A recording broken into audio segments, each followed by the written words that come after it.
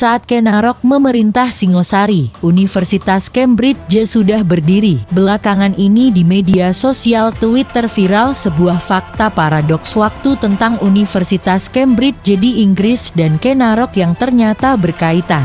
Jadi, ternyata berdirinya salah satu universitas paling terkenal di dunia ini ada di waktu yang sama saat Kenarok hidup loh. Sebenarnya sih ya, fakta ini sudah berkali-kali diungkap warganet. Namun, akhir-akhir ini kembali viral di media sosial. Unggahan ini menunjukkan fakta kalau Kenarok mendirikan kerajaan Singosari pada tahun 1222.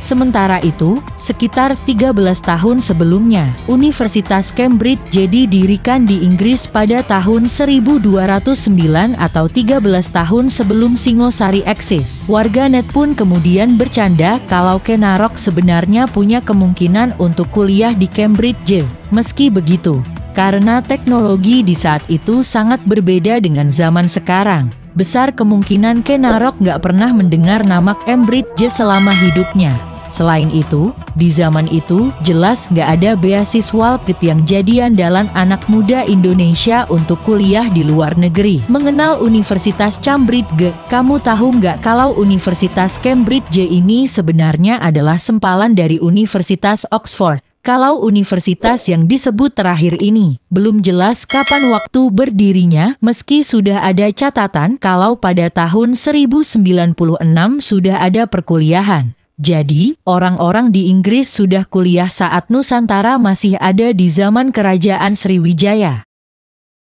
Balik lagi ke Universitas Cambridge, Midlands. Kampus ini adalah tertua kedua di Inggris dan tertua keempat di seluruh dunia. Dulu, universitas ini didirikan karena cendekiawan dari Oxford berselisih dengan masyarakat kota Oxford, sehingga memilih untuk membangun kampus baru di tempat lain. Menariknya, di zaman modern sekarang, Cambridge jadi kota pelajar di Inggris sana. Setidaknya, 20% dari populasi Cambridge adalah para pelajar yang kuliah di kampus populer tersebut. Bahkan, Cambridge sering disebut sebagai salah satu kampus terbaik sedunia. Bagaimana dengan nasib Kenarok? Kita semua tahu kalau Kenarok nggak pernah kuliah. Tapi, bisa jadi Kenarok juga belajar di padepokan-padepokan di Indonesia. Kalau nggak, ya nggak mungkin lah. Dia cerdik melakukan berbagai siasat, sehingga bisa sampai mendirikan Singosari dan secara nggak langsung meruntuhkan kerajaan Kediri yang saat itu dipimpin Raja Kertajaya. Saat mendirikan Singosari, dia diangkat menjadi raja dan diberi gelar Sri Raja Sabat Harasa Ngamurwabhuni. Kenarok memerintah kerajaan ini pada tahun 1222